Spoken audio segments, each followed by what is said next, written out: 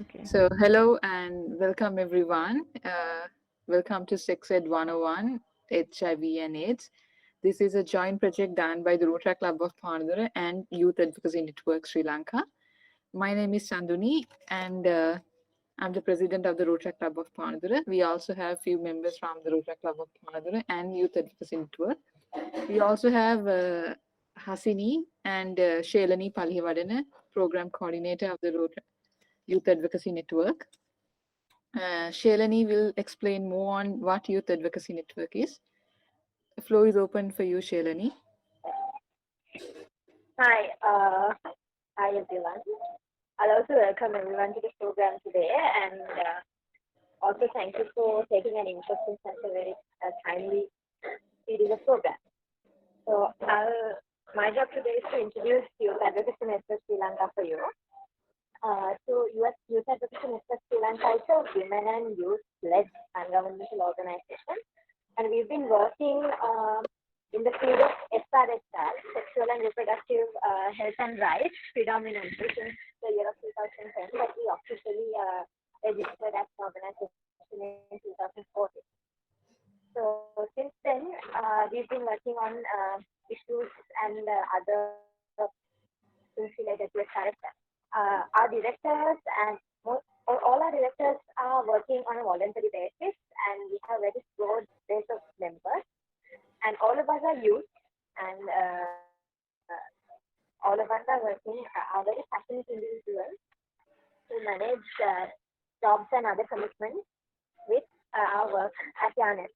So we have, over the years, we have done a lot of significant projects. I'll mention a few so that you all can get an idea as to how, like what kind of work we do. So we are doing, like currently, the main project that is in operation is a project designed to improve access of sexual information to young people living with hearing disability. So we are working with Ratmalana Deaf School predominantly, and the community of people living with hearing disabilities around the school, the past pupils, so on and so forth. And that is a project that is ongoing. With time constraints, I'll keep everything short. And then we also have projects like we've been documenting the history of the use of contraception in Sri Lanka and safe abortion. That is that started with a series of videos that we've been doing with professionals and individuals who've been in the field. Okay, I'm getting a message that my line is not clear. Okay, I hope that I'm audible for everyone now. Yes, you are. Yeah, Shalini, if you can Yes, slow down a little bit, it will help, I think. All right, okay.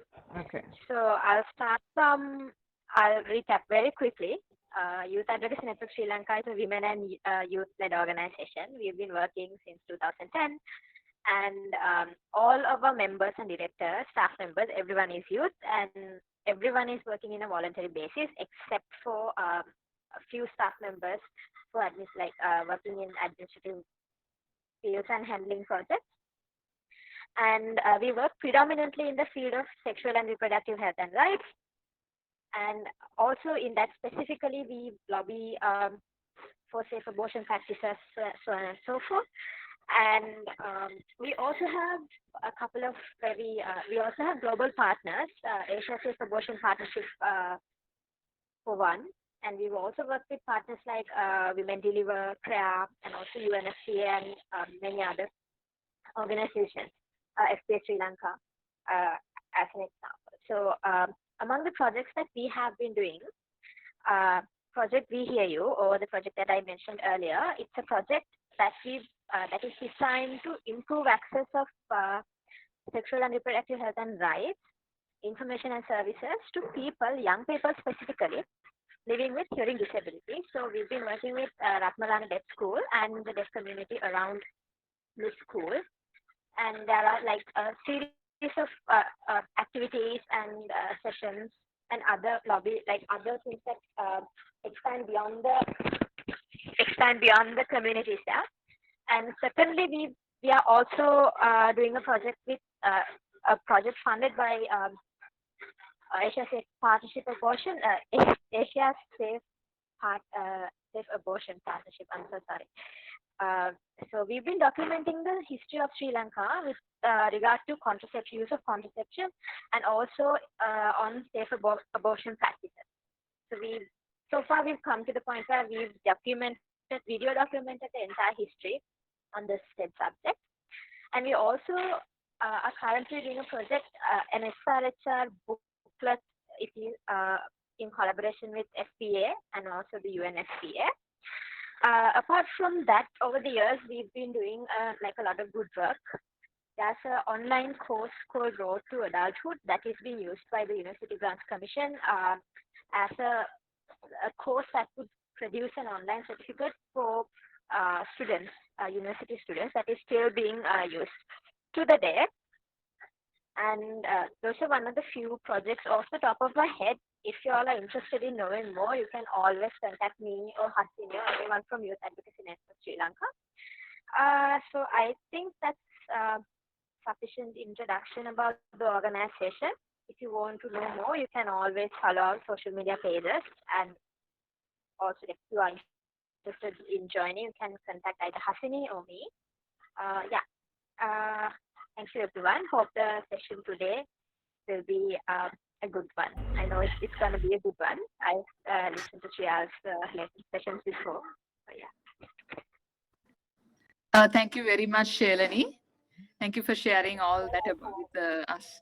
I would also like to warmly welcome the Rotractors from India, Pakistan, and Nepal who are with us. So, Rotary Club of Pandara, if I am to give a small introduction, is one of the 70 clubs in Sri Lanka under Rotary District 32200. We have been, this year's theme is Knowledge is Power, and because of that, we have been working on different projects that would enhance the knowledge on different social issues. And so, one of the main social issues that we have come across as important is SRHR. So that's why we have partnered up with Youth Advocacy Network Sri Lanka. And for today's session, we have Mr. Shriyal Nilanka.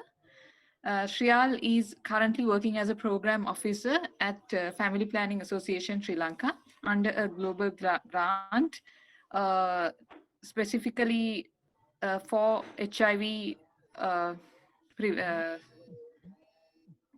regional global grant to support the national HIV response in Sri Lanka. And he's also a person living with HIV, LGBTIQ activist, and he's currently working on a lot of projects to prevent HIV, the prevention aspect. So I would like to open the floor for Mr. Shriyal to share his experience, his thoughts, and to start the webinar officially.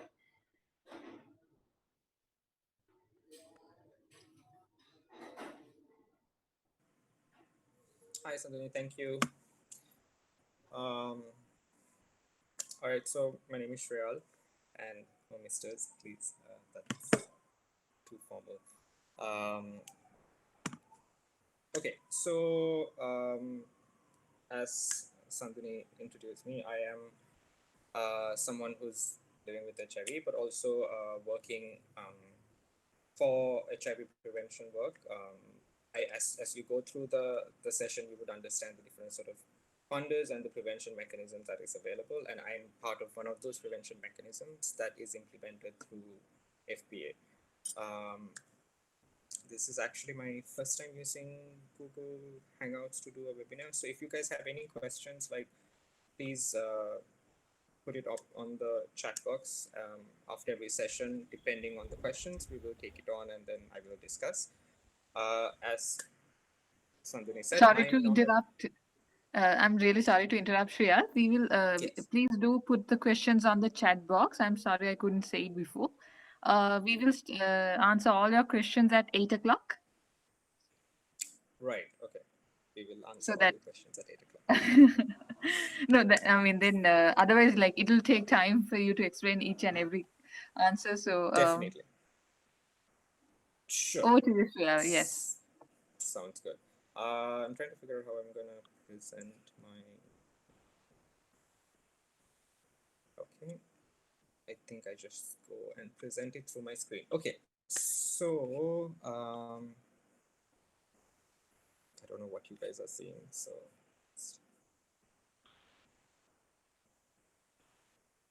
all right.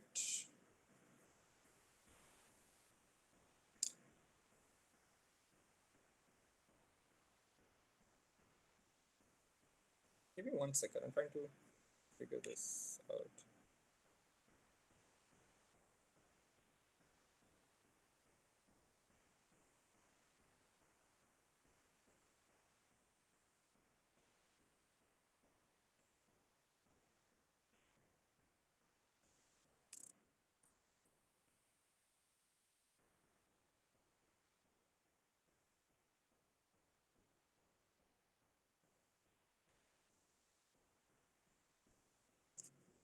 All right. So I'm not a medical professional, but I have been working on HIV prevention for the last 4 years. I've been working with the LGBT community for the last, well, in extension, an additional 2 years.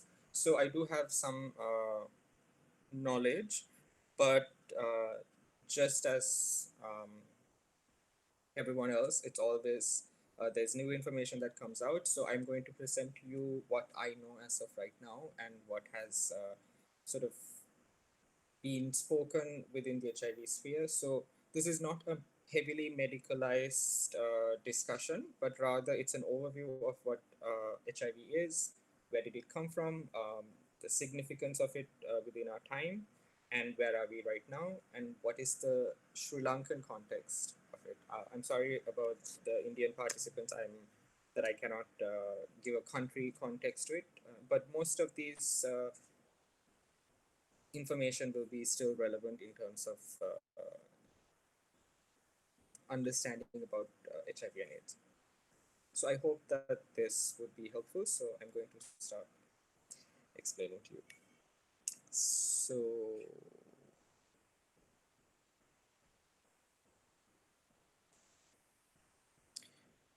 all right, Sanduni, just let me know. Do you see my screen? Not yet. Not yet, Shriya. Not yet. I think I can see your screen now. Yes, You can see it, right? can see it. Okay, so in this discussion, we will very sort of crash course. We will touch on what is HIV and AIDS. We will touch on HIV transmission and protection, testing and treatment, living with HIV, and ending the AIDS pandemic. So, what is HIV and AIDS? I think a major misconception about HIV and AIDS is that people use these terms interchangeably, but actually, HIV is the virus that causes and attacks the immune system. It's what makes the person weak to fight off infections. AIDS, or acquired immunodeficiency syndrome, is defined by numerous opportunistic infections that may happen when your immune system is compromised by HIV. So AIDS is a stage where when your immune system is compromised and is susceptible to opportunistic infections, is when you sort of reach this stage of AIDS. I think this understanding has not shifted, but I've seen a lot of people. I think I saw the questions that you guys have responded to, which shows some level of knowledge around sort of HIV and AIDS. So there is a distinction between HIV and AIDS. There is a distinction in terms of what it is, but there is also a community level distinction of what HIV and AIDS is. Because AIDS, since the beginning of the AIDS epidemic, we've seen a lot of stigma attached to the word AIDS. So we have now, in this time period, made a conscious decision to not refer to people living with HIV as AIDS patients unless they're medically sort of required to do so. A little bit of the history of HIV and the origin of the virus. The HIV infection came from a type of chimpanzee in Central Africa. This virus originated from a simian version, which is a monkey version of HIV or immunodeficiency virus. So the story goes that patient zero for the simian virus, or where it would have happened, was that two different types of strains of the chimpanzee version of the virus was made because a chimpanzee ate two different types of monkeys. And it is hypothesized that the transmission from chimp to humans happened through hunting of chimpanzees. It's called a sort of cut hunter theory, where basically through the hunting process that there is a level of infected blood that comes into contact with the hunter, and from that point onwards it starts moving into the population. There is also theories around the HIV virus being sort of widespread through blood transfusion processes, because at the time there was no way of finding out the HIV virus. So by the time the HIV, what we know today as HIV, probably happened in the late 1800s. As we know, it's about 1908 is what we speculate from a part of Congo. Speaking a little bit about the history of AIDS, in 1981, June was the first official reporting of the AIDS epidemic, as we know. It was then called initially the gay cancer, because they started seeing a lot of gay men fall sick with the same type of symptoms. And it was then sort of used to further marginalize the gay community at the time. Due to the sort of stigma attached and the marginalization of the gay community, there was a lot of sort of, it's a whole story around it, but just an overview of it was that policy level decisions took time because of the kind of population that it was affected by. And then it took a couple of years before they started to sort of really identify what the HIV virus is and what caused the situation is. And then between 1983 to 1985 is when they started to release testing guidelines or screening guidelines to identify the HIV virus. There is a picture of the AIDS quilt, which was done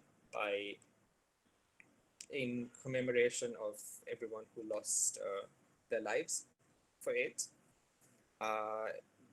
A key point of the history of HIV is when Princess Diana shook hands with a person living with HIV in 1987. This sort of showed the world that it is okay to touch people who are living with HIV.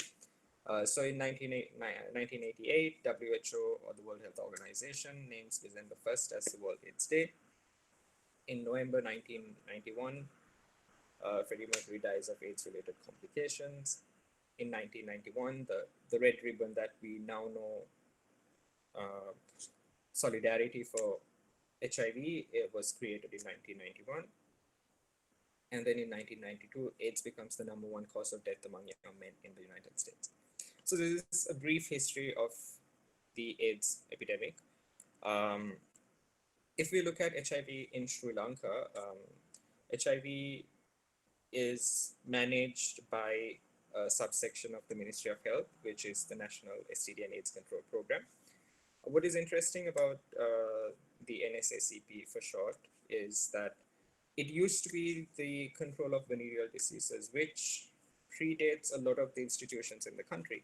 It actually started in 1886. There is a lot of history around that as well. When you look at some of the documentations, there is identified sort of homosexual behavior and a whole other conversation around sort of venereal diseases. But in 1987, the first HIV infected person in Sri Lanka was detected. His identity has not been disclosed. but he was no. It was found out that he traveled abroad and he engaged in homosexual sex in Bangkok or Singapore, and came back, fell ill. He was directed to one of the sort of prominent doctors at the time, and given that that doctor, I mean, this is pretty early on, so given that the doctor had seen a similar lung screening in a medical journal that showed symptoms of HIV virus or AIDS, is then when they sort of did a blood screening and then understood that this is in fact the HIV virus. The sad part of the story is that the person came from a sort of uh, well-to-do family.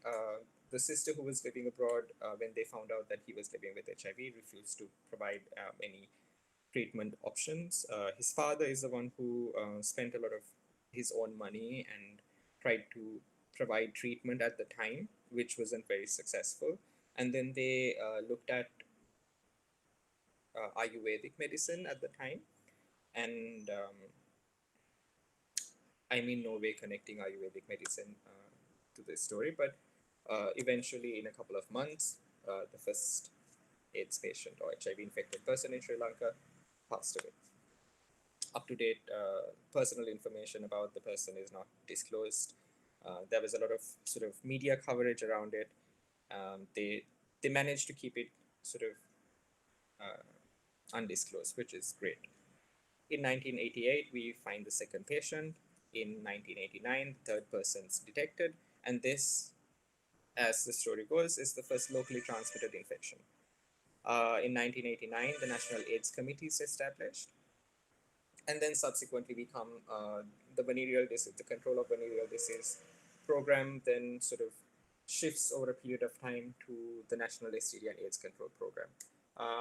One thing that is very interesting is that when we do look at prevention of HIV, we see certain systematic barriers that are being placed, and for the better or worse, one of that is this sort of background of STD clinic and strong STD prevention system that Sri Lanka has, which sort of has to make certain negotiations with the HIV prevention program in order to sort of negotiate preventative methods. You will understand this as I explain it further.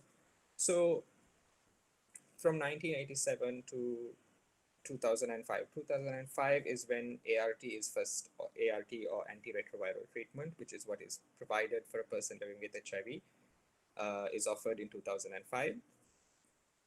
And then during this time, initially, it is said that you start providing treatment to someone who is under a certain CD4 count. But in 2016, test and treat was initiated, which meant that if you tested positive for HIV, you were then immediately sort of directed to treatment services. One of the sort of key goals that we have achieved since the HIV prevention program is in 2019 with the elimination of mother-to-child HIV transmission. So Sri Lanka now does not have any mother-to-child HIV transmission cases, so which is something that we should be proud of in terms of some a preventative method that Sri Lanka has managed to achieve with the support of the Family Health Bureau, which provides all of the sort of screening services, and a strong midwives network, which direct every single person who is pregnant to an HIV test. So immediately, if they are found to be positive, they will be put on treatment services so that the child will not contract HIV. Further, when we look at the number of cases and people living with HIV in Sri Lanka, it is estimated that there is about 3,600. This is done under a system called the AIDS epidemic model. This was recently updated last year. So this is the most up-to-date information. We have 1,845, which is about 51 people who have been connected to HIV treatment services, and they've started the antiretroviral treatment. And out of that, 44% have viral suppression. We are yet to find another 1,755. It sounds like a big number comparatively to the estimate. It sounds like a very small number compared to the population of people in Sri Lanka. It's also a very small number compared to the populations of people who are most at risk for HIV. If we look at the number of people who had started, in 2018, we found 350 new HIV cases. Out of that, 334 were registered. 302 started ART, and 266 achieved viral suppression. I will speak a little bit more and elaborate on viral suppression and why that is important. But what this sort of means is also, out of this estimated number of people who are living with HIV, there is also a number of people who are possibly living with HIV but who have passed away, which does not get reported back to the NSACP. So there is also that sort of margin of error to that, which NSACP is trying really hard with the connection of divisional secretariats to reach people. There is also a privacy concern in terms of reaching out to people. So we're really sort of trying to mitigate all of that and bring back people into sort of treatment services. Out of the people who are living with HIV, it is estimated that it is about 26% of men who have sex with men. There are about 31% low-risk males, 4% female sex workers, 25% low-risk women, and 14% clients of sex workers, and a small percentage of injecting drug users. So in Sri Lanka, we have identified that the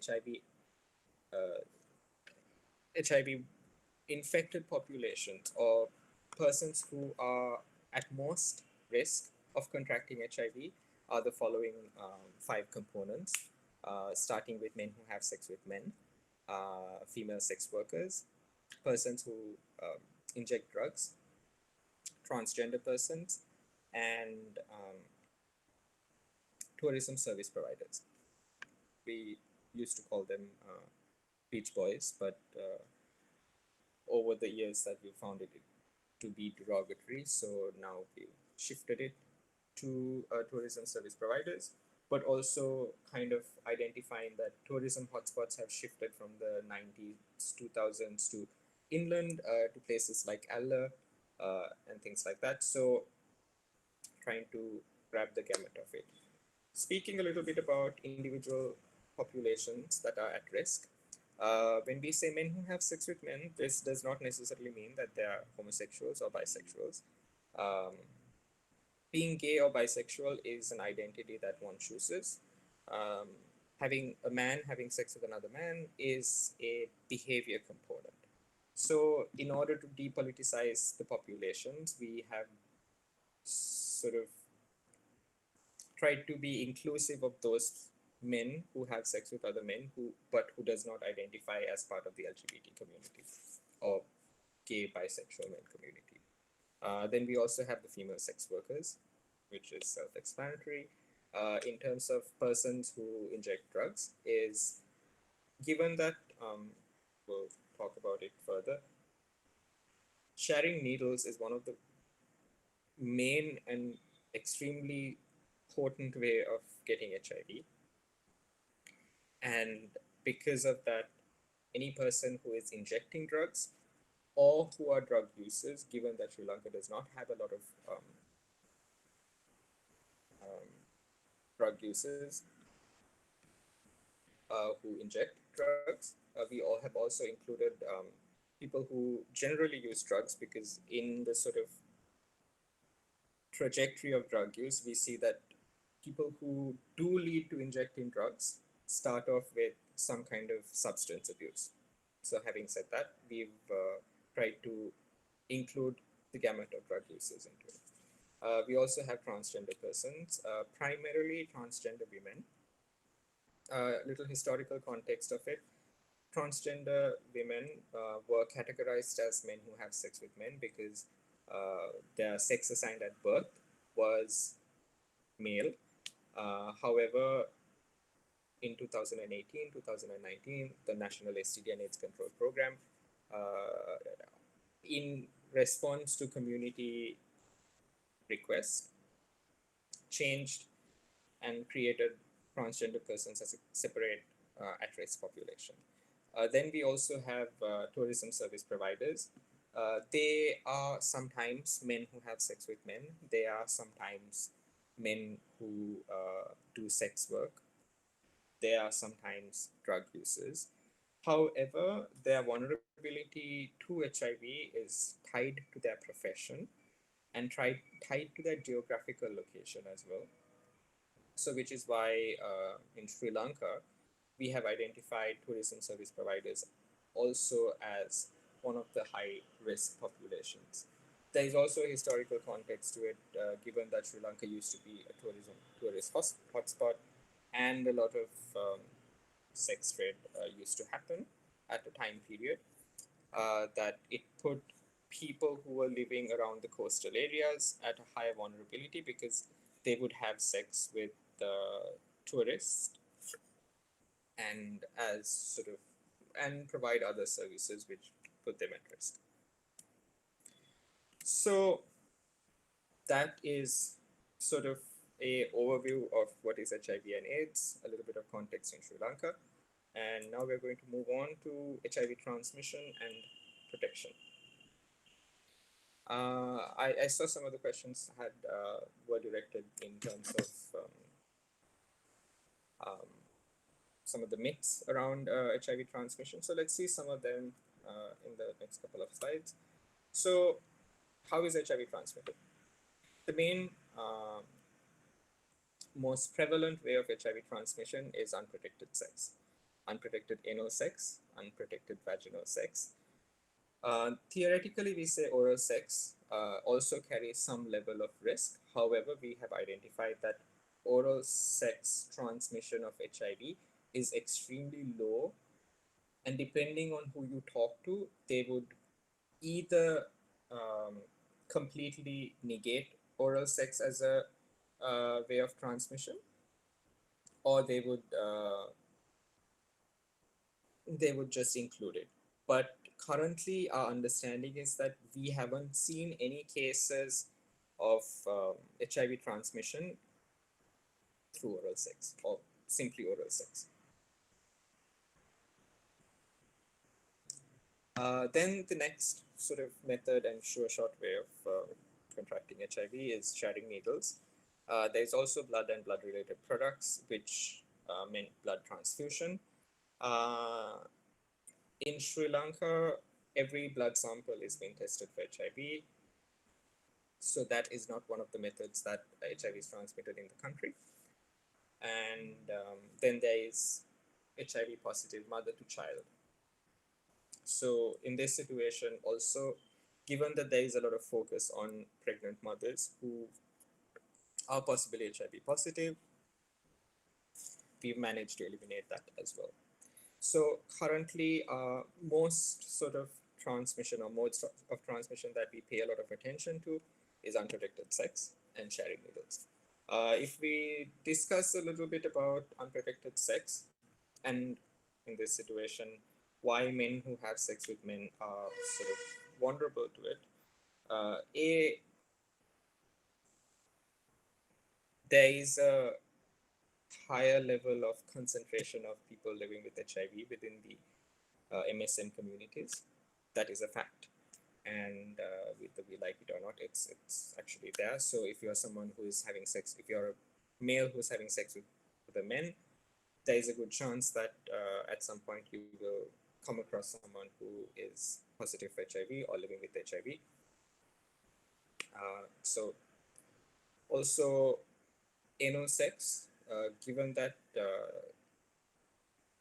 the anus does not produce its own sort of lubricant, there is chances of micro tears happening. So in this situation, the receptive partner of anal sex, or colloquially if we say the bottom, has a higher chance of contracting HIV. It does not mean that the person who is assertive is sort of out of the wind, but they too have a risk of contracting HIV, and it's a very real risk. Then there is the vaginal sex, which is self-explanatory. We also understand that HIV is transmitted through body fluids, sperm, and blood mainly. And if we look at how HIV is not transmitted, sharing food, sharing a toilet, sharing utensils with someone, mosquito bites, hugging, kissing, or sweat is not a way that HIV is transmitted. I mean, I'm happy to sort of answer further myths, but if you go back and look at how HIV is transmitted, this will give you a good level of guidance in terms of um, what you should be protective of if you feel that you might be at risk of contracting HIV.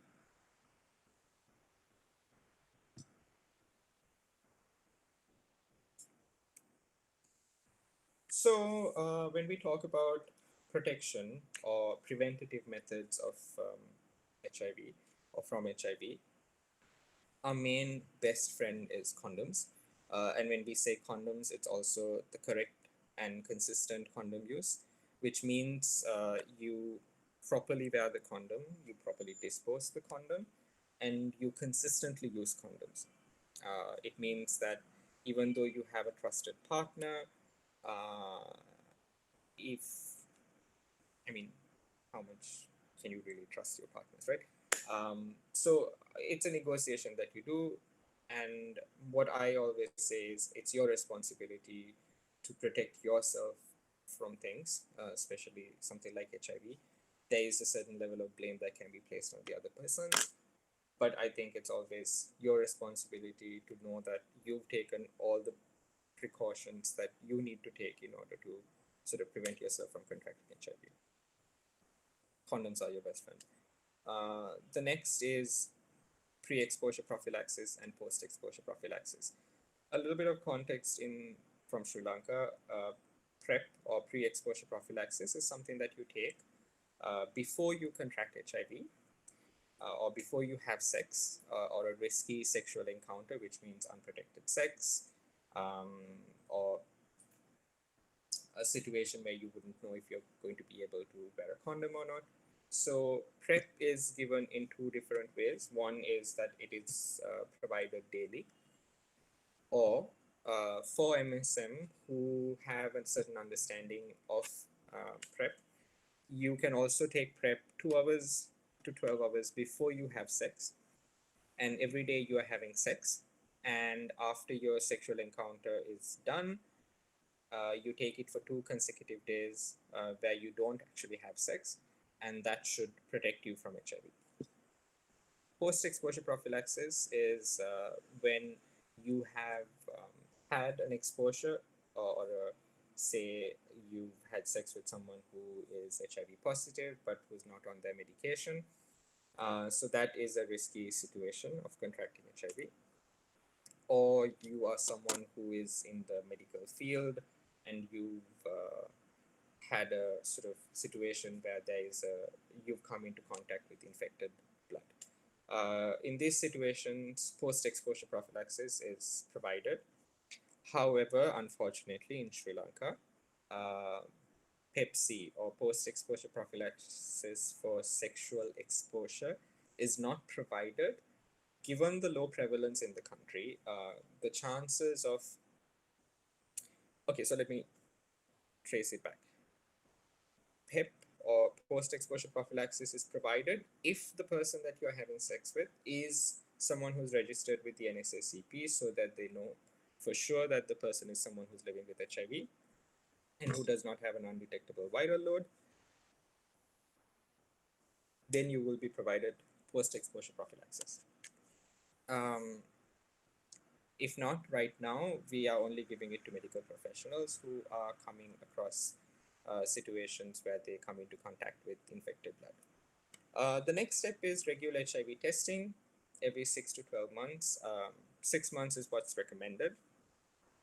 Through HIV testing, it breaks into two spaces. If you are positive, you go into treatment, which is the next preventative method, because if you do take antiretroviral treatment as prescribed, there is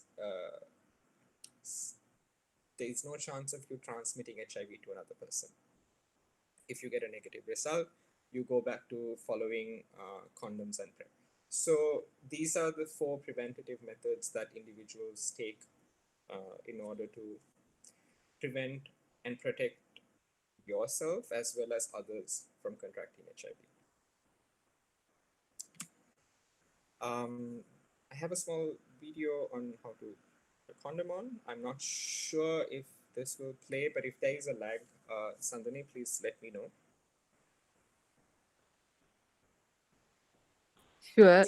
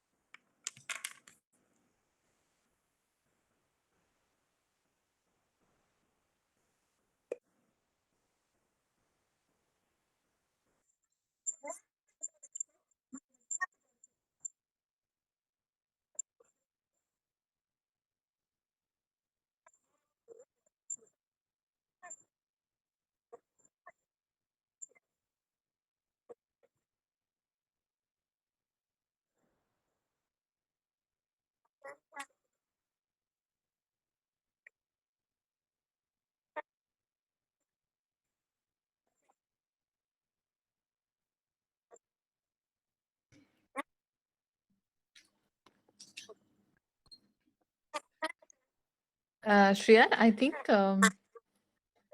there's a small issue with the video, as in we can see the visuals, but the audio is The not sound. that clear. All right. Okay. So, if you guys want, when you share the links, you can get hold of it. I am No, going to. it's okay. You just keep playing it. Maybe you can explain it later. So I preempted this. So hold on. Let me.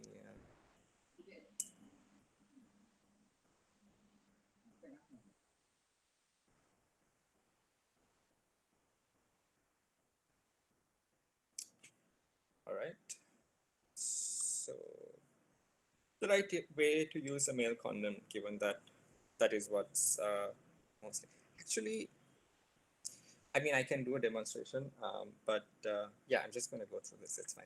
So, like I said, do use a condom every time you have sex. And I can't, Sandhani, I can't see myself, so I'm not sure how to sort of, hold on 1 second. I might be able to show you guys.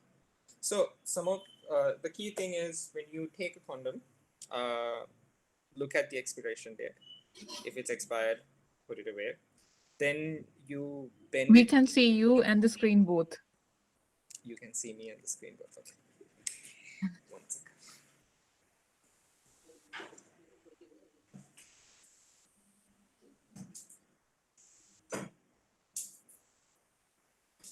All right, let's do this.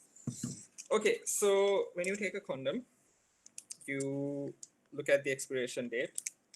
Here, this one says 10/22, so that's good. Then you press it to see if there is an air bubble, which means that, or which means it's not punctured or ruptured. And then you use the sort of cut edges to open the condom. You do not use your mouth because that could damage the condom. So you open it.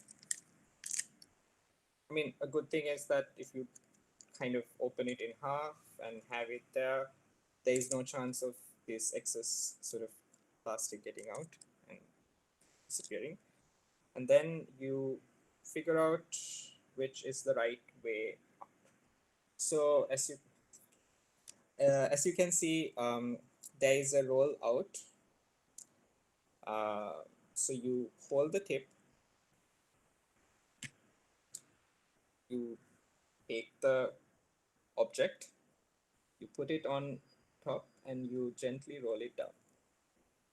So you have to make sure that there is no air bubble, which is why you pinch the top in order to put it in, right?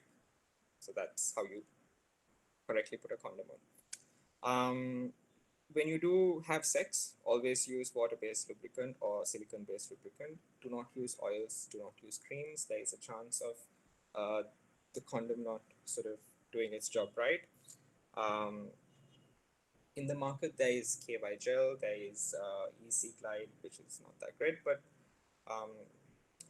yeah, so always use a water-based lubricant. And once you're done, you make sure that you slowly take the condom out and then you put a knot so that the contents of the condom does not leak out.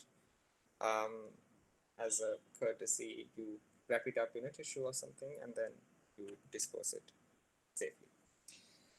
Okay, so that's the right ways to use a male condom. I'm sure if you Google search, you can find many more sort of demonstrations of it. So one quick note, there is also female condoms that you insert into the vagina, but it's not widely available. Within the HIV program, we do offer it to female sex workers in order to sort of protect themselves. But I've not seen it in the market. I'm not sure if it's actually available or not in the market, but I haven't seen it, and it's not something that is widely available across the globe. The next sort of topic that we want to touch is HIV testing and treatment. And our first sort of question is, when do you get tested? So mainly it's whenever you have an unprotected sexual encounter, anal or vaginal, with someone's HIV status is unknown to you. If you have a ruptured condom, or you have a PLHIV partner who has a detectable viral load. These are sort of the main instances when you would go in and get a test. If you're part of any of the most at-risk populations, which means if you are a man who have sex with men, even if it's occasionally, if you are transgender woman, if you do some kind of negotiation in terms of goods for sex, not necessarily sex work, we understand that you are at some level of risk where you can't make negotiations on whether you have safe or unsafe sex. And then if you are someone who uses drugs, if you have sex under the influence of drugs, you wouldn't know, which also means alcohol in this situation. Suddenly you guys are you guys of age to drink?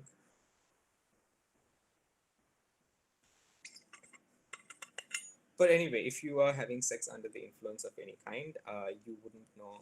Yes, Shriya. Sorry, my mic was mute. So I don't know the age groups who are here, and I don't know if I should touch on this, but this given It's mostly It's 18 and above. super, and it's okay I talk about these things, right? Because these are things that generally we don't talk about, but we do in our work. So stop me if I'm saying something that I shouldn't be. Yeah, so if you're having sex under the influence, you may not be able to negotiate a condom, or you may not remember if you wore a condom.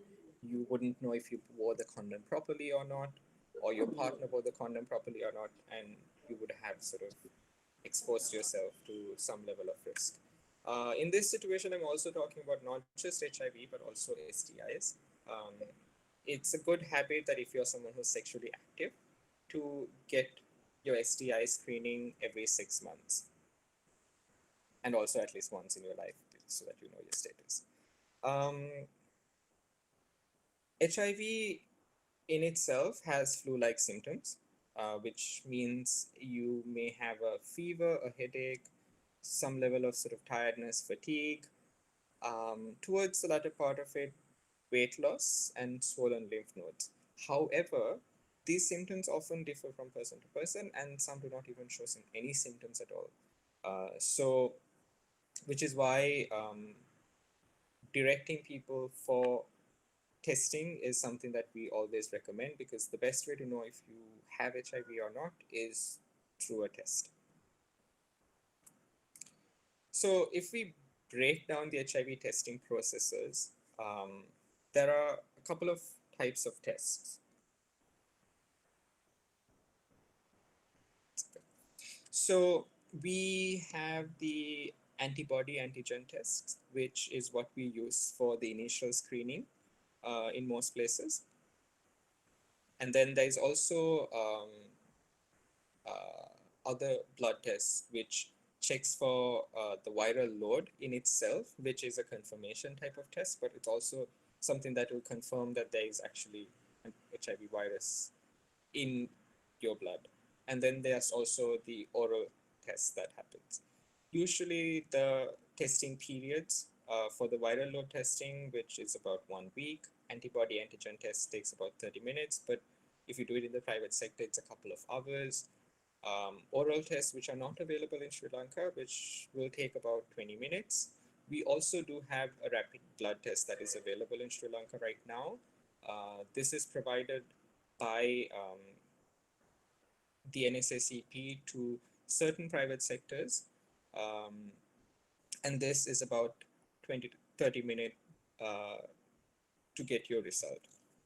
And this is fairly sort of, it's an accurate test. You don't have to worry about it. And the next question that everyone has is that how soon after an exposure can you test for HIV? The recommended strategy is to get tested in 2 to 4 weeks, then again in 3 months, and then in 6 months. Because usually by 6 months, if you have been exposed to HIV, your body would have produced antibodies. But depending on the person, you may have not developed antibodies yet. So you may test positive in a month, you may test positive in 3 months, but most certainly in 6 months you would definitely be positive if you are infected. Where do you get tested for HIV or any STIs for that matter? Any STD clinic in the country. There is about 33 STD clinics across the country. Given that you guys are the Panadura Rotary Club, I'm assuming you guys are scattered around sort of this area. There are 2 clinics in Colombo, one on Diseram Place, which is the eye hospital junction down that road right next to our city central. And then there is one attached to the Kalubovila Hospital. And in the Panadura area, the Panadura Base Hospital has a branch of the STD clinics, which is not a fully fledged STD clinic, but I think they do certain testing done. Having said that, I also know that if you live in Panadura or if you live in a certain place, most people don't like to go to that place because there is a level of stigma attached to that as well. Then there is also Kalutara STD clinic, which will be closest to you guys. Government hospitals refer for HIV testing. That is something that we do. Private hospitals and labs. Usually, this is not any endorsement or any way, but this is what, from my experience, our city medical has been someplace that I usually take people to or send people to in the private sector.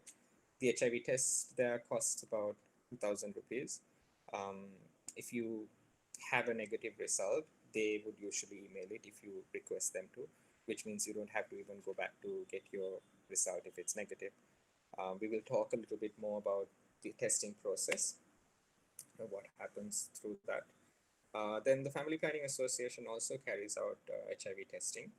And then we also have community centers. So we have a community center for men who have sex with men in Narayanpeta.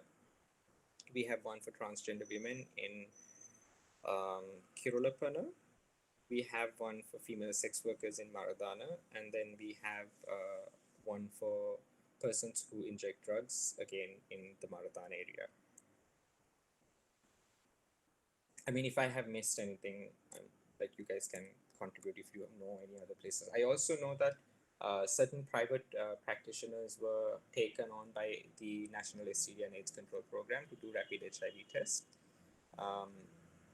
However, I think given the sort of infrastructure of it, that program was discontinued, but they do referrals to HIV tests.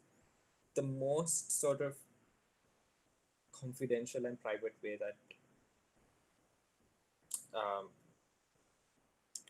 obviously for a fully fledged STI test, I would always recommend the government STD clinics, because these tests in the private sector can range from say 2000 for the HIV test, plus add on the VDRL and all the other STI screenings. You are looking at a hefty bill for every 6 months. If you're simply going to do an HIV test, then it's okay. But I think it's most of the most advanced sort of testing methods are with the government, and it's free of charge, so make use of it. On a side note, if you ever face any sort of stigma or discrimination at any government clinic or the private sector, you can reach out to me and I can make a case for any sort of misbehavior that happens from the government sector. So the HIV test result. The sort of most common result is an HIV negative test. So in this situation, go back to using condoms. PrEP is not available in the country, not widely available at least. We're actually starting a demonstration project for men who have sex with men. So if any of you guys out there who think that PrEP might be something for you, you can message me and let me know if you're interested to sort of join the PrEP pilot project. The next thing is a reactive test, which means an HIV positive result. This makes it seem very simple, but in reality, what happens is you will get a call and you will be asked to come and provide blood again to do a confirmation test. And if that confirmation test is positive, then you will be directed to HIV treatment services. If it is negative, it is considered as a negative result. And then you go back to using your condoms and PrEP. So HIV treatment, what happens when you get a positive result? Say you get a HIV positive result and it is confirmed. You are then considered to start ART or antiretroviral treatment irrespective of your CD4 count. Then they will start doing baseline screening for STD tests. So you have this sort of set of investigations that happen. And then they do a set of other tests, which includes a CD4 count, which is looking at the CD4 cells in the blood, and then also a viral load to understand how many copies of virus are there in a milliliter of blood. There is a fine balance between these two. And then they also do certain tests for tuberculosis, because a lot of HIV patients are also susceptible or highly susceptible for TB. So depending on your TB test results, you will be then directed to the TB clinic to start prophylaxis. And then after the sort of opportunistic infections, if any, is managed, then patients are ready to initiate antiretroviral treatment. Usually what they used to do was they would give medication for a month, and then that will happen for a couple of months. And then every 3 months you will get HIV treatment. The first line of treatment is, in this sense, TDF, FTC, and EFV. It's a fixed dose combination. It's a single pill that you take at night. This is the most sort of preferred treatment. In case the side effects for this is high, then they will be looking at other treatment regimes. The most common side effects that people face with the HIV treatment is within the initial period, drowsiness, dizziness, vivid dreams, which is a big deal. It's something that I had to go through a lot. Nausea and skin rashes are also extremely rare. But the most common thing is that you cannot function about an hour after you take your medication. If anyone's done ecstasy, it's kind of like being on ecstasy without the fun part of it. So, so once you start antiretroviral treatment, basically the goal is to get the client as soon as possible to viral suppression. When we say viral suppression, we are talking about bringing the HIV virus or the viral load down to an undetectable level.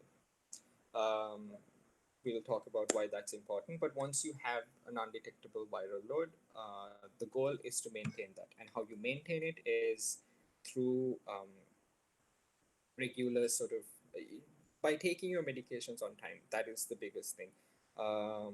We understand that viral load spikes happen if you miss your medications.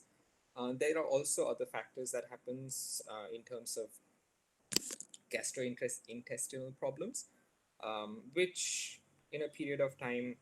Um, so what happens is every 6 months, you've been asked to do your viral load test.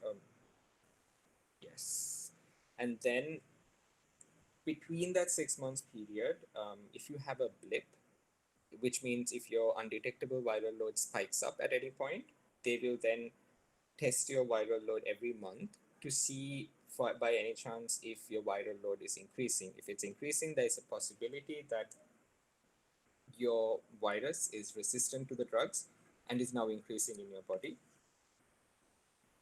Then they look at other HIV regimes in order to do that. But within a month or so, if your viral load goes back to normal, then it's some other thing. And these are fairly common and it's normal. It happens to a lot of people, even though it's scary for someone who has had an undetectable viral load. These are fairly common sort of situations that happen. So life after a positive HIV result. The key thing to getting through your positive result is a strong support system. Unfortunately, which is what we don't really have in this country because of the stigma attached with HIV. This is also sort of attributed to the AIDS Mara Antikai campaign that ran back in the 90s. I'm not criticizing it, but I'm saying that since then, there hasn't been enough work done to talk about what HIV treatment has done for people living with HIV. Meaning to the point where now, if you're someone who's living with HIV, you take your medication on time, you achieve viral suppression, and you have an undetectable viral load, you can safely have sex with anyone, even without a condom. That's what the research says, guys. Like there is research that's done around it. And you cannot transmit HIV to another person. And this is big news. This is big news. Apart from the fact that people are not falling sick like they used to. Life expectancy is, normal subjective, but um, you would not be subjected to any infections due to your HIV status. Having said that, there are repercussions or there are side effects or long-term side effects to HIV medication. This is maintained by routine tests that are done with people who are living with HIV. Their liver is tested, blood sugar, a whole set of investigations. The kidneys are checked in order to understand the level of the health situation of the person living with HIV, and to see if there is some kind of effect of the medication on the person who's living with HIV. So, in an essence, for example, like I get my sort of routine tests done more than my parents do. So I have a good idea of my health situation or someone who's living with HIV situation uh, better than a normal person who's not forced to do this test on a regular basis. Again, um, U equals U or undetectable equals transmittable means that you can't pass HIV on if you are taking your medication. This is really big news, and this is something that a lot of doctors don't want to sort of talk about to the general public because there is a level of misinterpretation that can happen due to sort of failure for adherence. But this is the information that is out there, and I think we can make informed decisions about it based on research that's out there. Apart from that, there are three PLHIV networks. PLHIV stands for People Living with HIV networks in Sri Lanka. The first one is Lanka Plus. There is Positive Women's Network and Positive Hopes Alliance. All three of them provide services for people living with HIV. They direct them and remind them to take their medication. They help them go to the clinics. They provide informal counseling services. And in really dire situations, when people get kicked out of their homes, they provide a place for them to live. They provide food, shelter. Um, I will go a little bit about what it sort of the trajectory of having a positive result in the country, but the situation can be really bad or bad depending on the level of support that you have once you receive a positive HIV result. So the socioeconomic situation in terms of or the policy level situation for people living with HIV is that there is a national policy on HIV and AIDS, which talks about non-discrimination as a big part of it. We also look at the national policy on HIV/AIDS in the sort of world of work in Sri Lanka, which is developed by the International Labour Organization and the Sri Lanka Labour Department, which talks about not forcefully testing employees for HIV, providing adequate work environments, which means if someone has disclosed that their HIV status, then they should be provided adequate if they require flexible hours, if they require to take time off to go and get their medication or investigations, that should be provided. There are two major court judgments done by the Supreme Court on HIV. I actually have that on my notes, but let me see if I can pull that up.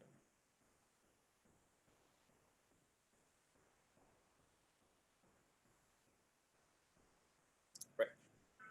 So the court judgments. In 2016, the Supreme Court of Sri Lanka ruled that children who are living or affected by HIV have the full right to education and cannot be discriminated against. This was based on the situation that happened in Kuliapitia. I don't know if a lot of you remember this, but this was the first court decision in South Asia to make a general pronouncement about sort of the human rights of all people who are living with HIV and setting aside a precedent for future cases in Sri Lanka around HIV discrimination. However, the Sri Lankan Airlines Supreme Court decision, there was a case where a person switched from Mihin Lanka to Sri Lankan Airlines, and during their transition, they didn't mention that they had a sexually transmitted disease. They shouldn't have been asked to go through the test to start off with because it goes against national policy on HIV and AIDS. However, the Supreme Court ruled in favor of Sri Lankan Airlines, saying that the person who did the transition or filed for the fundamental rights petition deliberately lied on his application and said that he does not have a sexually transmitted disease, which, I mean, 3 steps forward, 2 steps back, right?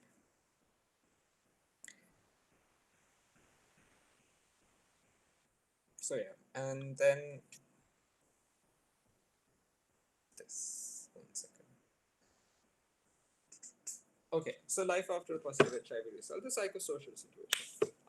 Let me give you a little bit of insight about what happens when you get a positive result. If you are someone like me who has or who had never met someone who's living with HIV or met someone sort of and heard about it in certain situations, and you haven't been told about HIV treatment or what it means or U equals U. At the time I was diagnosed, there was no U equals U information out there.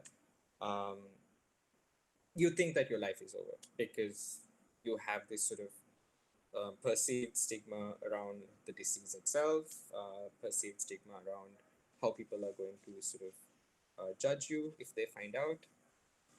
And then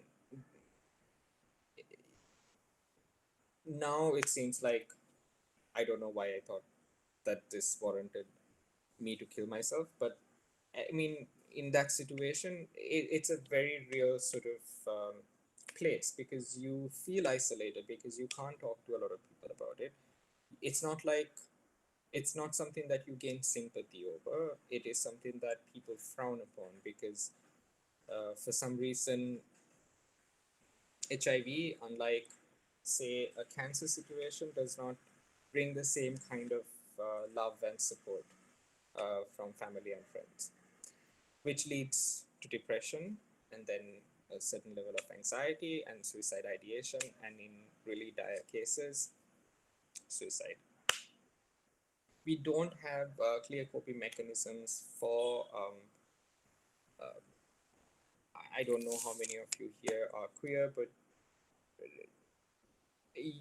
when you are someone who's queer and when you are someone who sort of learns about your HIV status, there is sort of this um, overlapping levels of stigma, marginalization, and kind of isolation. And we're not told as kids about how to deal with these situations. We're not told as kids about how to sort of safely move away from this. Psychosocial support is not something that is encouraged in this country. Or even if it is available, the psychosocial support providers are not adequately equipped. I'm sorry if there is anyone in this forum who's, I think it's just take it as constructive criticism to do better. Psychosocial support needs a lot of work, which inadvertently leads to some level of substance abuse. It could be alcohol, it could be other kinds of drugs, and this may lead to poor medication adherence, which is a vicious cycle because if your medication adherence is bad, your viral load comes back up again, and then you are probably going to give it to someone else, and then it sort of keeps going on from there. So there's a lot of work around uplifting people living with HIV and their lives, as well as breaking down the stigma and discrimination about HIV in itself so that it encourages more people to get tested. Because if you look at the number of positive people or HIV positive people that we find every year, there is about 50% of these positive results who have been living with HIV for many years, because we know this through their CD4 count. And if it's less than 350, it means that they have been living with HIV for a long period of time. Unless it's someone who has a rapidly progressing sort of version of HIV. It's a whole other conversation, but the understanding that we have in this country is that 50% every year that of people that we find have been living with HIV for over 3 to 5 years. So, which means through that they've been unknowingly giving it to others as well. And part of the reason is that we don't have an expansive conversation about sex. We don't have an expansive conversation about testing for STIs. I like to say if you like to cook, you need to learn to wash the dishes. If you like to have sex, testing for STIs is inevitably a part of that process, along with other preventative methods. So let's look at ending AIDS and this sort of big notion anyone in the development sector would have heard for the last couple of years about ending AIDS in 2025, ending AIDS in 2030. So as a country, we have committed to end AIDS by 2025, given the low prevalence rate, which meant that under the UN sort of UN AIDS system, we should have reached 90-90 targets. So what the 90-90 targets mean is that 90% of the total population know their HIV status. 90% of that population who know their HIV status is on HIV treatment, and 90% of those who are on HIV treatment are virally suppressed. In order to reach this sort of level of no new HIV cases and no AIDS related deaths is what sort of ending AIDS by 2025 means. What we do in this situation is we utilize a sort of multi-sectoral approach. We engage a lot of community members, and then we also have ventured out to digital platforms. Anyone who's out there, if you guys want to get an STD test done through the national program or through the National STD Clinic, free of charge, you can visit knowforsure.lk and book yourself an appointment for an STD test at the Colombo Clinic. What this means is usually when you visit the STD clinic, if you are someone who's walking in, you'll be registered, and then you'll be taken in the sort of order that you came in. But if you go through Know For Sure, if you book an appointment for 9 a.m., you will be registered at 9 a.m. and then you'll be directed to a separate sort of person. Some of the innovative approaches for Know For Sure that we want is introducing PrEP, introducing HIV self-testing, which is the oral test that we were talking about, and you can go ahead and order that through Know For Sure. Not yet, but in the future. And also it helps us identify people who are not reaching or who are not engaging with regular communities in terms of sort of, let's say, the LGBT community or the MSM community or the transgender community, but who sort of use digital platforms to communicate and be around. When we talk about community outreach, whether we like it or not, there is a subsect of our population who still are very at the grassroots level, and we need to sort of reach out to them on an individual basis. To do this, there are two strategies that we have. One is a case finding model, and another is a peer educator approach. These are both very technical sort of HIV prevention related mechanisms that I'm not going to go into, but the understanding is that you use community members who have some level of reach in order to reach other community members to encourage them to get into testing. Apart from that, there is a national condom distribution strategy, which means that the STD and AIDS control program provides condoms and lubricant free of charge if you guys want. And there is a strategy to provide it. They have done condom dispensing machines, free condom dispensing machines, and they provide it through community members. Excuse me. And then there is also HIV testing and HIV prevention program through the police and the tri-forces, and then through the prison sector. So these are the sort of multi-sectoral approaches.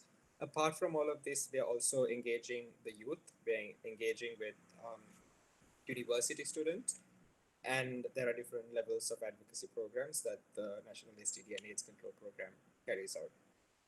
You may have seen during the World AIDS Day, they do sort of mass HIV testing, rapid tests at like train stations, bus stations, popular locations in order to sort of promote this HIV testing mentality.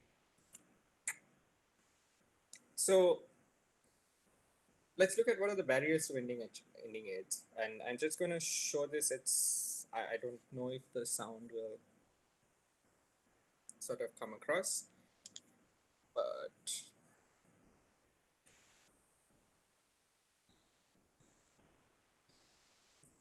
this is just an example.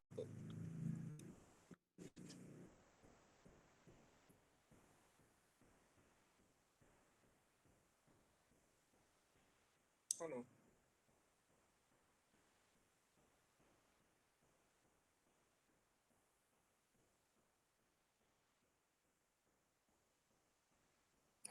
Second, since you guys can see my screen.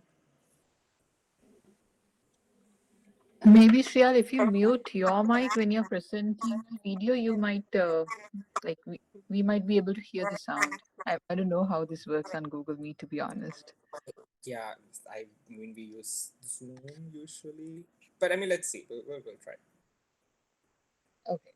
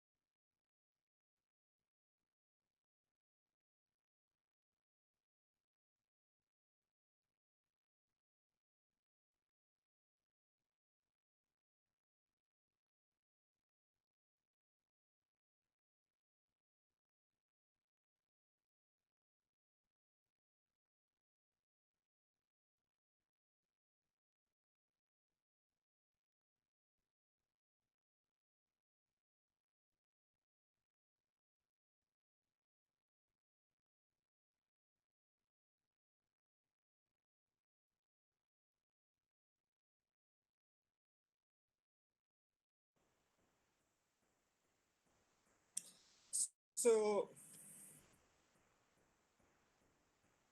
yeah, I mean, this is an advertisement that came in sort of 1997. Uh, so I guess there's some level of sort of there's a time period. What I wanted to sort of touch on was that sort of I maybe you guys are too young to know this, but there was a time when there were posters that went around saying AIDS Marantikai, and as much as that is true, there's sort of fear psychosis around any pandemic or epidemic just pushes people further back into hiding, especially marginalized communities. So when you look at the certain level of barriers to ending AIDS or ending HIV, the biggest barrier is stigma and discrimination. Stigma and discrimination that you yourself have around for HIV, you have around someone who's living with HIV, because you don't want to know if you have it. And this causes this sort of really big challenge around preventing further transmissions. Um, the lack of composite knowledge of HIV is another barrier that we have in terms of, I think, which is what this program is supposed to help out, is if you don't know how HIV is transmitted, if you don't know how to protect yourself from HIV, you are living in the dark and you have sort of different ideas about it, and you may not have all the information that you need. So lack of that knowledge on HIV is a big sort of barrier for ending AIDS. The other biggest barrier is the legal barrier. So if you break it down, um, I don't know if you guys know this, but it is still illegal to be gay in Sri Lanka, or by same-sex behavior or same-sex sexual encounters is criminalized by the penal code. That is the biggest barrier for the MSM communities, because if you take an example of someone who is engaging in gay or bi sex, when you perceive to go and talk about your sexual behavior with someone in order to get an HIV test or an STI test done, and you're inadvertently sort of confessing to a criminal offense. Not that you can be prosecuted by it, but obviously you're going to be discriminated based on that information, which means that what we understand is 1 in 3 MSM does not reach out for testing services. Mm, we also then have the brothels ordinance, which makes it illegal for sex work to happen in sort of brothel context. But there used to be this issue around the vagrant ordinance, which was targeted at street-based sex workers. Mm. Condoms used to be this thing that was used to say that, oh, you're soliciting sex on the street, so which means you should be sort of going into jail.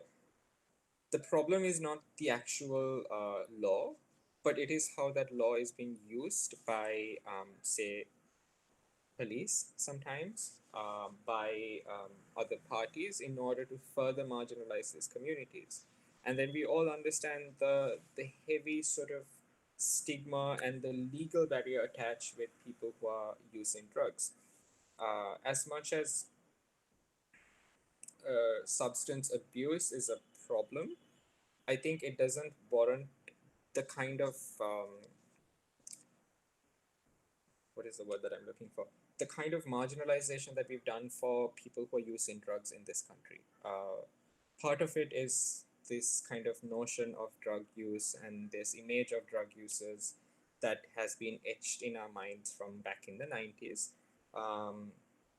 However, the reality is that in some level, there are people from various socioeconomic statuses using drugs in some way or another. It might be smoking weed, it might be doing ice on the weekend, or it might be doing ecstasy or molly at some rave, or just like cocaine while you're clubbing. Like there, in some level, there is this sort of substance use.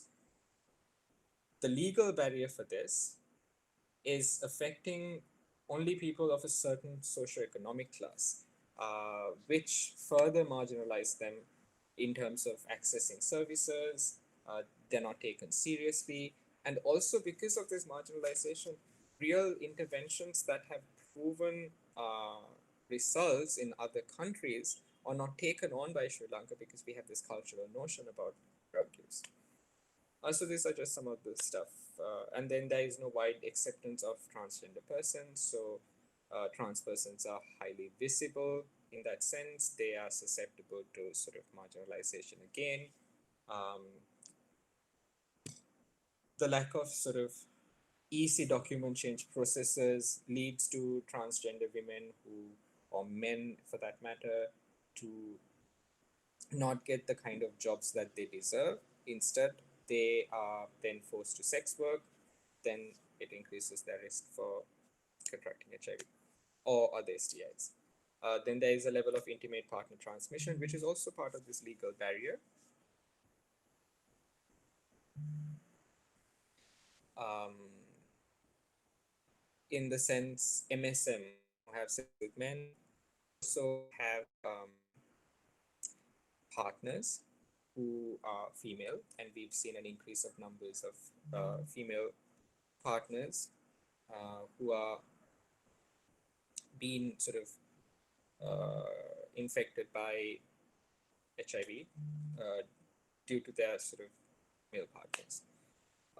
Then the biggest other barrier is comprehensive sexuality education. I mean, if you guys have been following the news in the last year or the year before that, there's this huge contention around teaching kids about masturbation, and which isn't even the sort of conversation, right? Like, we don't talk about sex. Parents don't talk to kids about sex and safe sex. Kids don't know whom to go and ask this information from. There is no proper information around LGBT or being queer or sort of the different understandings of sex apart from being heterosexual. Um, and even being heterosexual, there is no proper information about safe sex. There is no proper information about intimacy. There is no information around enjoying sex, being protected from pregnancies, being protected from STIs, testing for STIs. If you're under 18, you cannot go in for an STI testing. So there is that.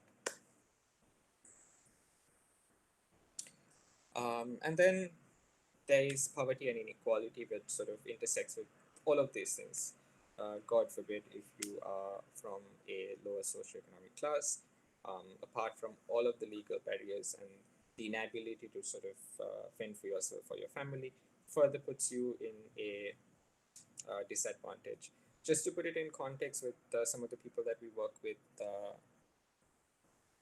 what we see is that sometimes people who are living with HIV, they are of lower socioeconomic statuses, and they have to sometimes prioritize coming to Colombo to get their medication or feeding their family. And what do you think takes priority? So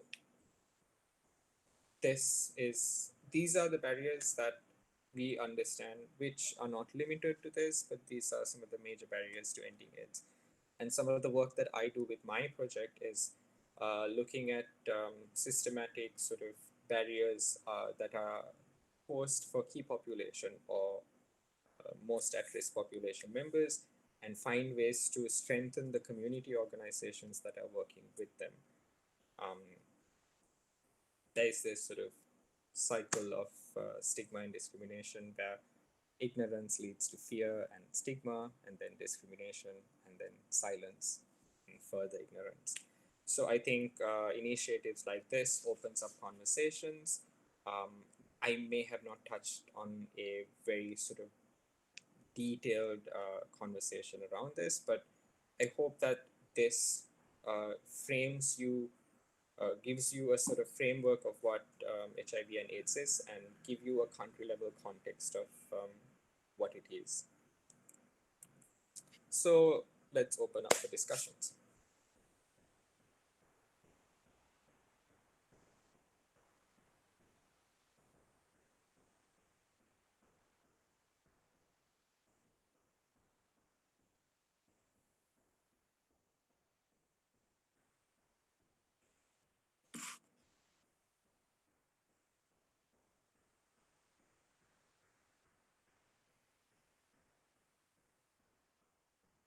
Nandini?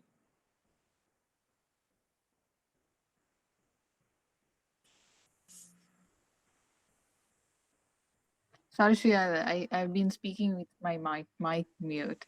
Um, No worries. so we had some couple of questions in the chat box. If we can revert to them Yeah. and discuss them, I think that will benefit everyone, right?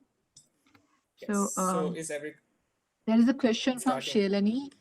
Um, I'm going to it start says, with if your you are using question. oral contraceptive pill or an implant, would using PrEP or PEP affect the effectiveness of the contraceptive or vice versa?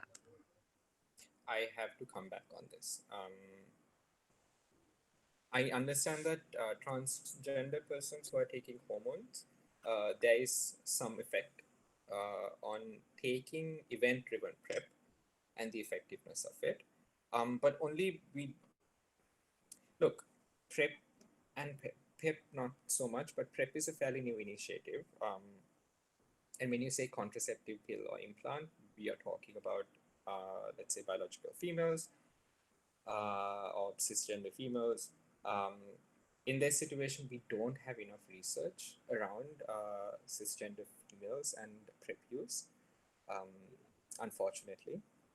And as time progresses, we will know. I don't have the answer to this, but I can come back to you, Shalani, on talking to the PrEP consultant about it, and can come back to you about it. Okay, thank you, Shriya. And there's one more question. Shohani has asked if is no for sure appointment only for HIV testing or for any kind of STD? Any kind of STD. Okay. You can ask only for an And HIV also I test have when you go there. Yeah. right. So I have a question, Shriya. So now in Sri Lanka, ART is provided free of charge by state hospitals, right? So is it the same in all countries that provide free medical services? Unfortunately, no. It is something that we even the Right. UNAIDS is looking at as a barrier because, like we discussed, poverty and inequality is a major barrier. If you don't have the money to sort of take this medication, then there is a problem. So contextually, Sri Lanka, given that we have a low prevalence, we are able to provide ART free of charge.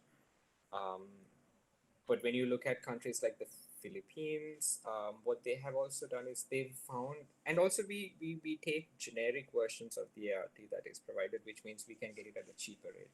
Unfortunately, if you live in the US, you don't have access to that.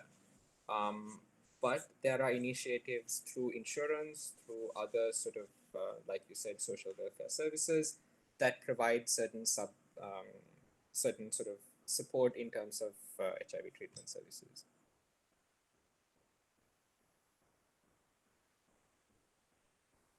So The if next question anyone is on has any how. more further questions, you can. Oh, There is one okay. question on I didn't see. the effectiveness of each preventive methods that was mentioned and what would be considered the best. So Oh, yes. I think, okay, so condoms have been this sort of um, widely accepted preventative method for HIV. It is very effective if it's properly used. If there is no ruptures, if you properly dispose it, condoms against HIV is highly effective. PrEP against HIV is highly effective. Um, the next preventative method we're talking about is, let's say, PEP against HIV, highly effective. Um, but PrEP and PEP is not accessible in the country, so we have to resort to condoms. And then PrEP, when it is available, is for the next 2 years at least, is not available for everyone. It will be only available for people who are on the pilot project, which is about only 250 people. So again, even though it's effective, its access to that is not there. On the other spectrum of it, if you're someone who's living with HIV treatment and adhering to your treatment, highly effective. There has been, like I said, enough studies done with serodiscordant couples, which means one partner is HIV positive, the other partner is HIV negative. The HIV positive partner has an undetectable viral load and has maintained it, and they are having unprotected sex, and there has been no HIV transmissions. So we understand that all of these preventative methods are great as long as you have access to it. And condoms, which is why we've tried to make condoms as accessible as possible to anyone who's looking for it.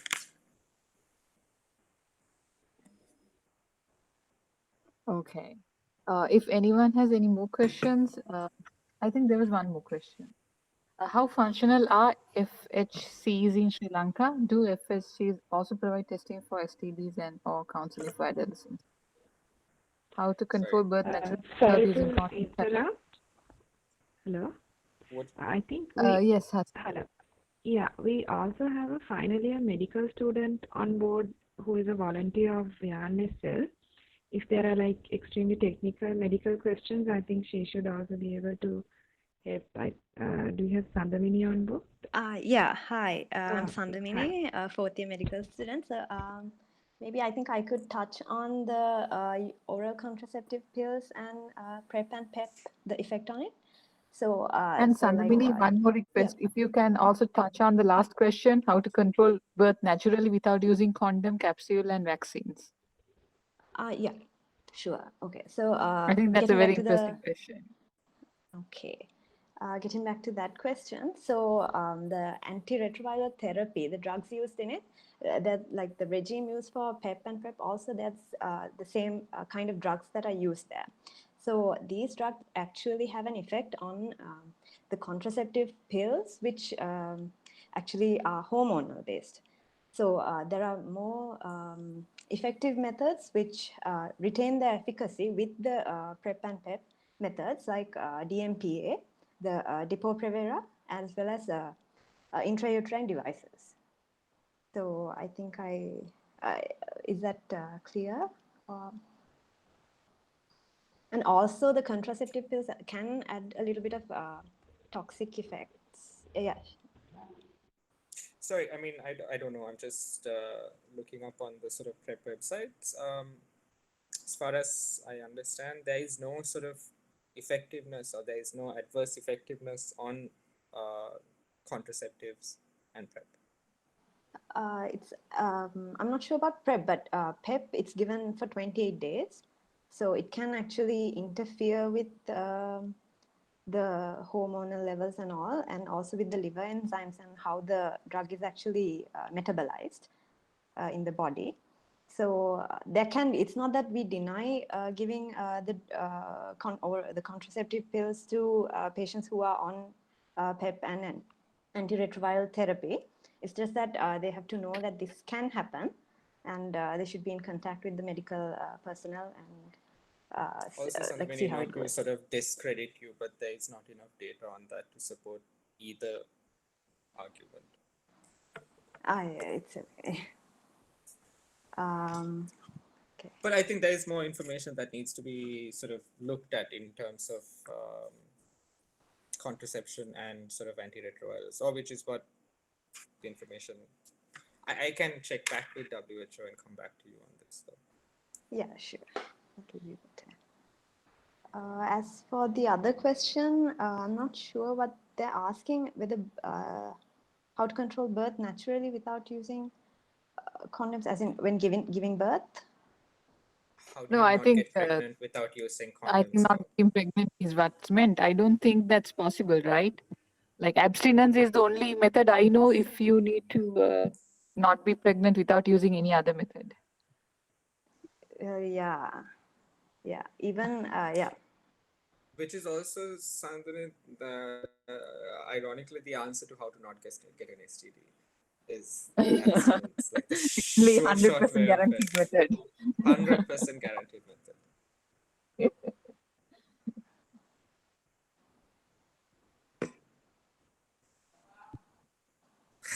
Do we have any more questions?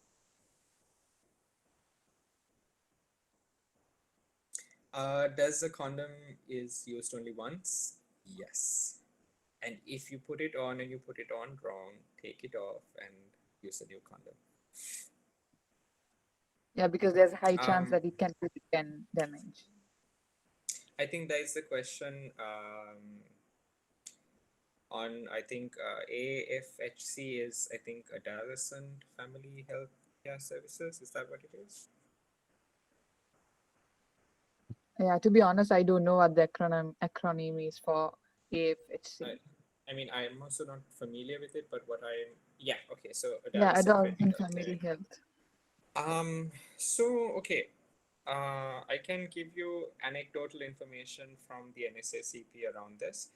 I the you cannot, if you're under 18, you can't go in for an STD test. However, there have been cases in within the NSACP where partner-initiated sort of programs, guardian-initiated programs have gotten sort of persons under 18 to come in for SRHR services. I'm sure possibly Yanesel might be able to answer this better than I am, or anyone else from FPA on a sort of SRHR project.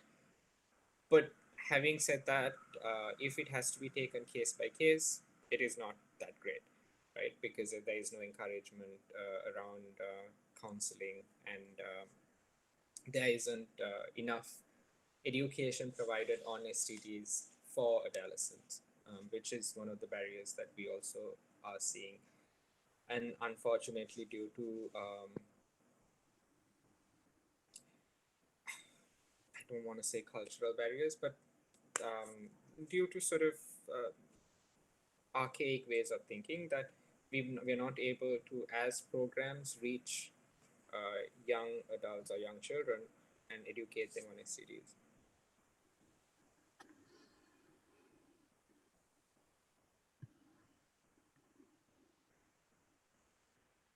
I hope that answer is clear. Do we have any more questions?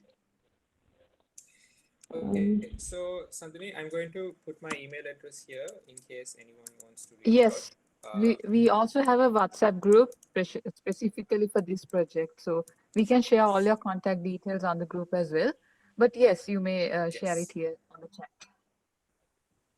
Okay, and this is if you have any sort of, if you need any information on STDs, if you need any information on how to get free condoms, if you want to get onto the PrEP pilot project, if you're queer and you want help or you want to connect with other queer people, you don't know what to do, like reach out.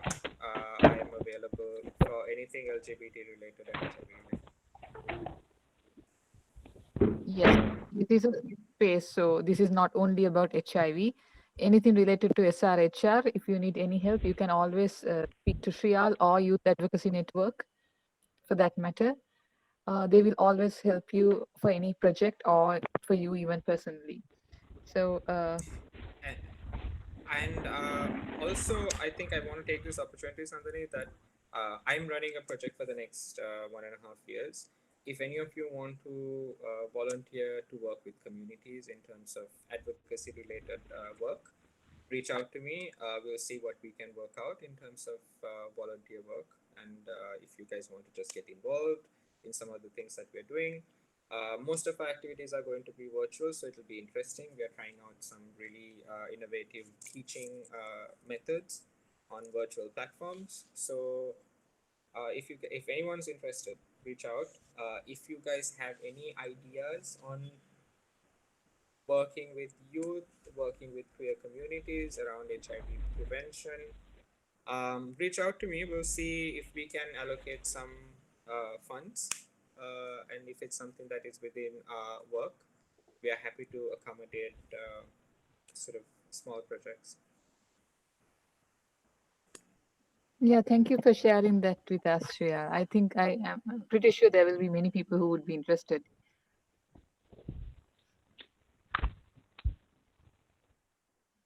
um, Yes, Hasini. yeah, so can we call it a day? If there are any more? Yes. Yes, I would just like to take this opportunity to thank Shreya. Thank you very much for volunteering. Sorry. Um, for volunteering your time and sharing your knowledge and expertise on this. We are really thankful on behalf of Jan itself.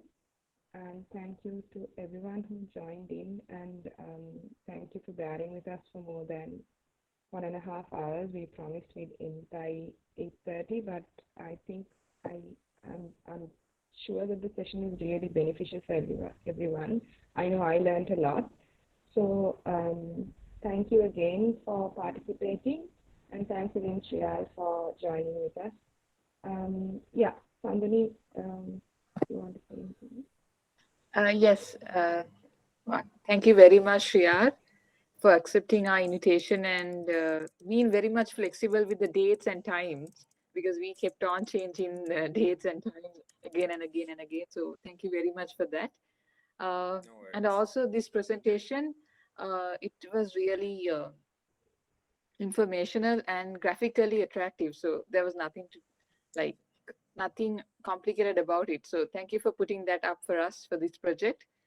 And also, thank you very much for all the audience for being a part of this session. I mean, the whole purpose of the project is to spread as much as accurate information as possible to all the people around Sri Lanka and in the world because SRHR is not a topic that gets a lot of attention. I mean, it does get attention from like-minded people, but not from everyone that has to be like who has who needs to be given that particular attention. So thank you for participating, taking time of your Saturdays.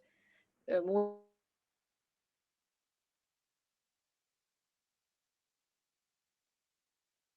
on's regretting that extra time they had to spend here, and thank you very much, Shriya, once again. Thank you, Hasini and Youth Advocacy Network Thank you, team Sandhani. for Thanks, everyone. helping out with the project as well. So I'm really Yes, glad thank you, and Sandhani.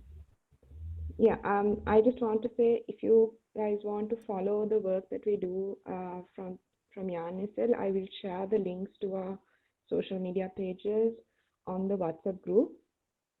Please go and Yes. follow. We always share information and updates and things like that on different topics related to sexual reproductive health and rights. And we will keep you informed about upcoming webinars on like the continuation of the SexEd 101 project. So Yes. Yes. that's just an invitation to everyone. It's an open invitation for the upcoming webinars. So thank you very much once again to all the Rotractors, non-Rotractors, Sri Lankans and Indians and everyone who are here. So have a good night. Thank you, everyone. Good night. See you. Thank you. Thanks everyone. Good night.